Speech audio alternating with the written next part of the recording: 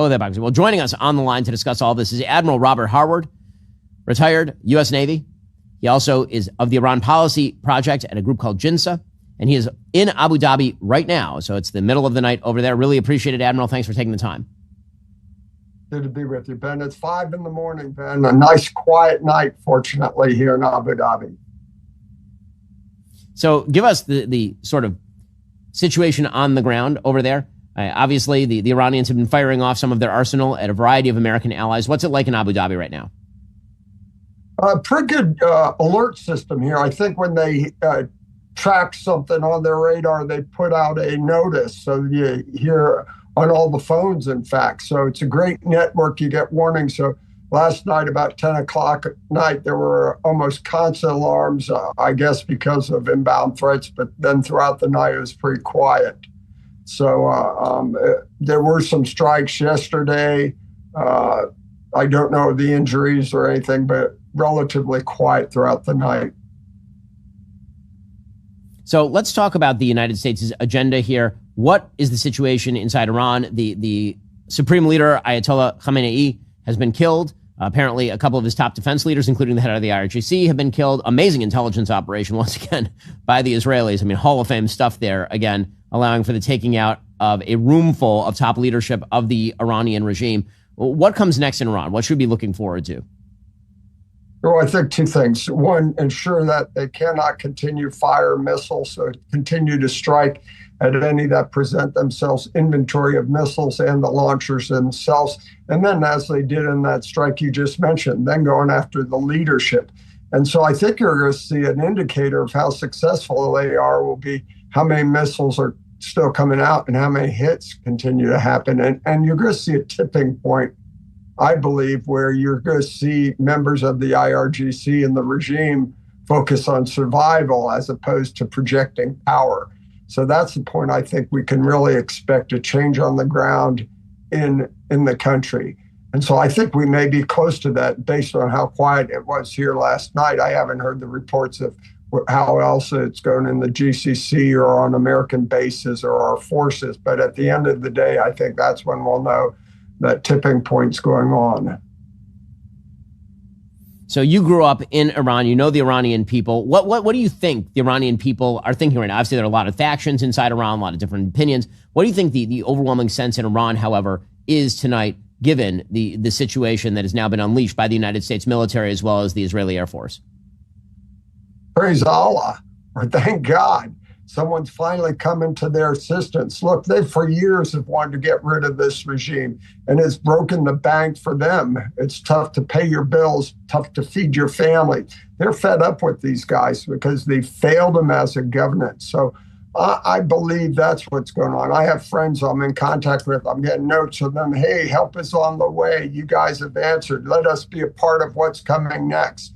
So I think there's a great satisfaction to see someone actually come to their assistance and help instigate this regime collapse and this transition to a government who is responsive to the people and looking after their welfare.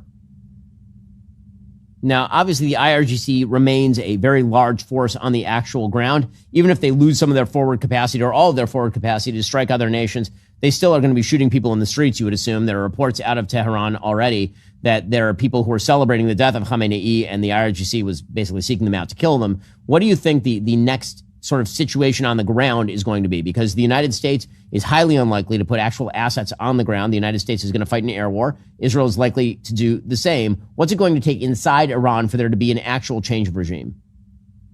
I think there's going to be that tipping point that allows them to move. I think there's coordination. And as you talked about, the intelligence, not just from Israel, but the United States and their network and connectivity inside the country is going to be critical at this point. Reaching out to the opposition, using those ties to empower them, give them support, and more importantly, go after those factions that can be solved or saved.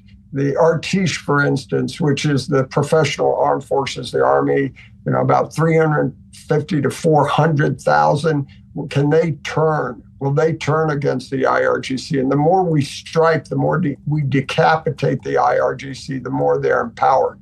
So I think those contacts will be reaching out through their Iranian partners and say, hey, guys, there's a chance for you to be part of this future. You can be the backbone of what's coming, the future of Iran, not the past. You don't have blood on your hands. Be part of the solution, because that's exactly what happened in 1979.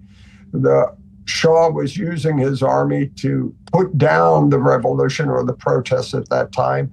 And we sent a delegation, Carter did at the time, military and political team into Iran to make sure the Shah knew if he used the army, that we would consider a human rights violation, and we pulled out. And that really was the tipping point. When the army turned with the people against the Shah, it fell.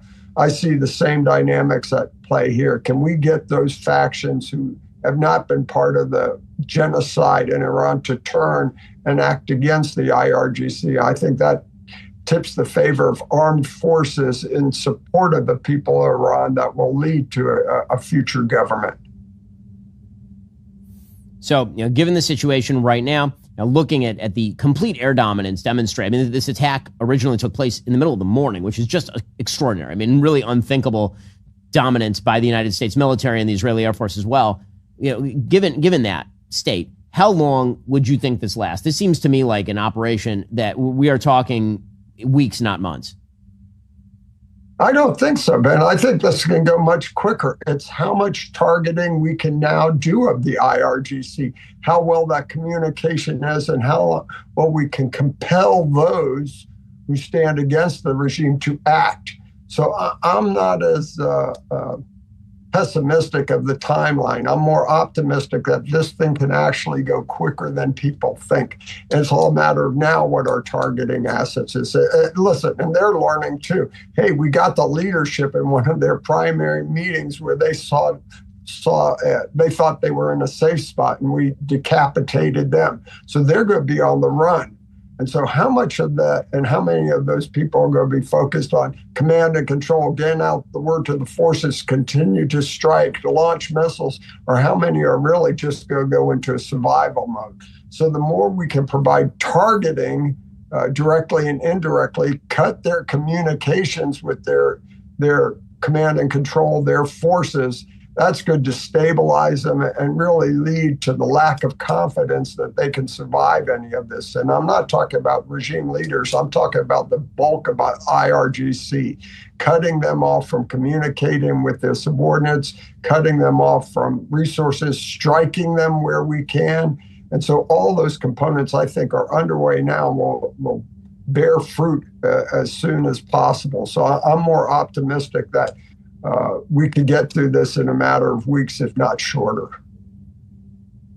Well, it's Admiral Robert Harward, retired of the U.S. Navy. He's at the Iran Policy Project at JINSA. Thanks so much for your time, and see if you can get